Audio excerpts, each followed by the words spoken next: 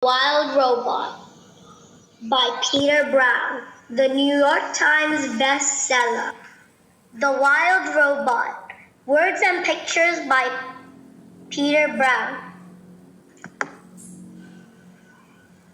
Chapter 1, The Ocean. Our story begins on the ocean, with wind and rain and thunder and lightning and waves. A hurricane roared and raged through the night. And in the middle of the chaos, a cargo ship was sinking. Down, down, down to the ocean's floor. The ship left 100 crates floating on the surface, but as the hurricane thrashed and swirled and knocked them down, the crates also began sinking into the depths.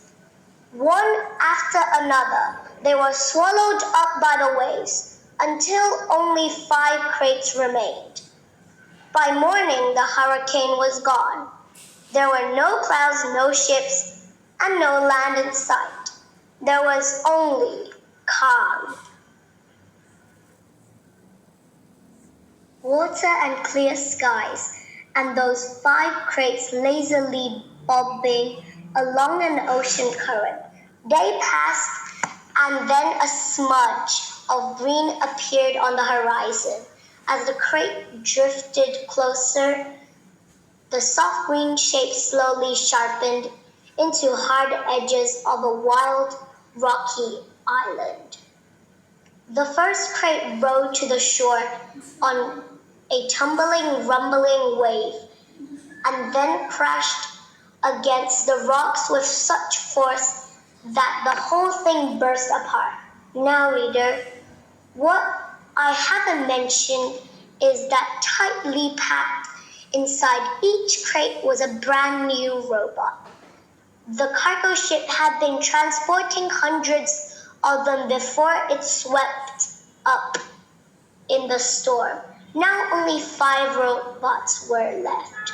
Actually, only 4 were left, because when the first crate crashed against the rocks, the robot inside shattered to pieces. The same thing happened to the next crate. It crashed against the rocks, and the robot parts flew everywhere.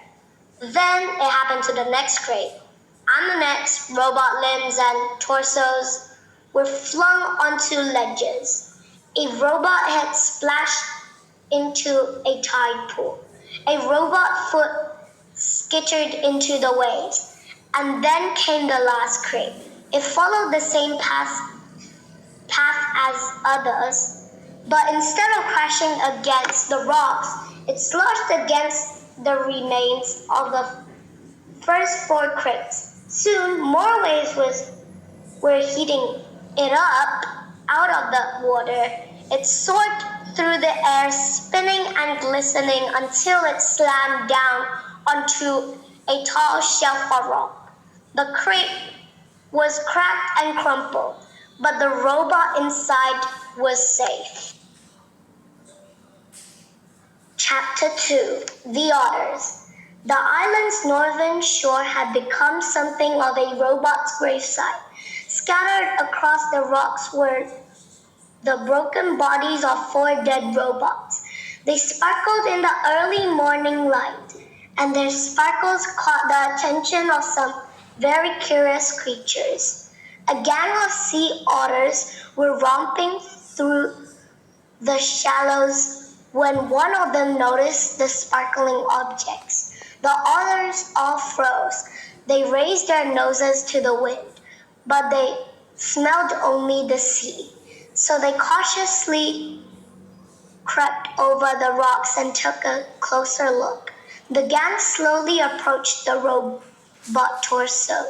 The big guest otter struck out his paw, swatted the heavy thing, and quickly jumped back.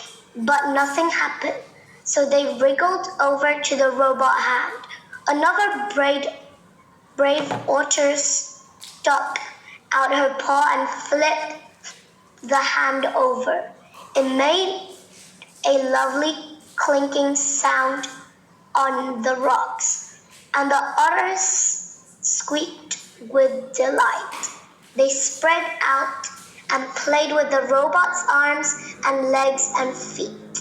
More hands were flipped.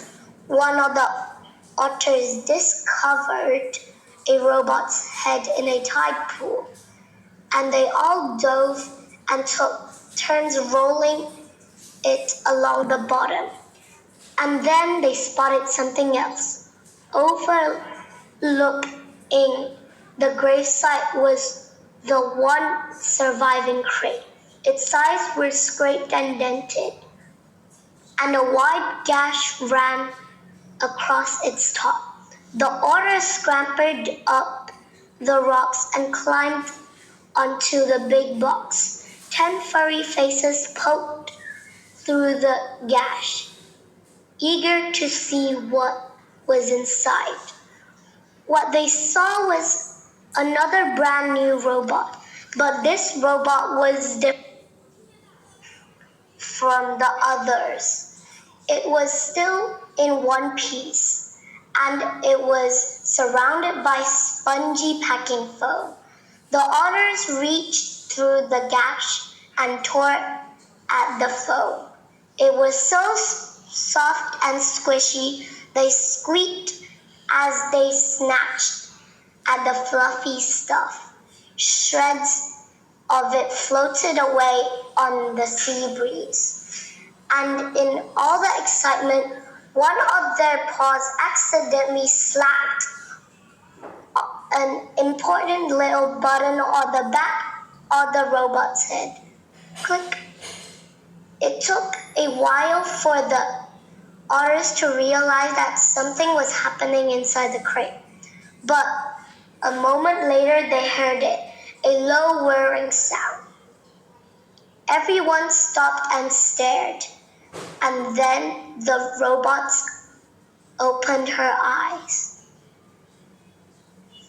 Chapter 3: The Robot. The robot's computer brain booted up. Her programs began coming online, and then, still packed in her crate, she automatically started to speak. Hello, I am Razem, Unit 7134, but you may call me Raz. While my robotic systems are activating, I will tell you about myself.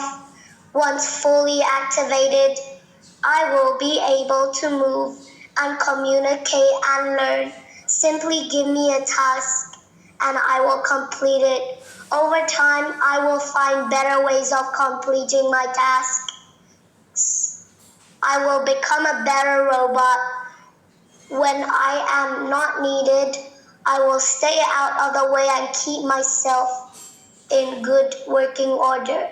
Thank you for your time. I am now fully active.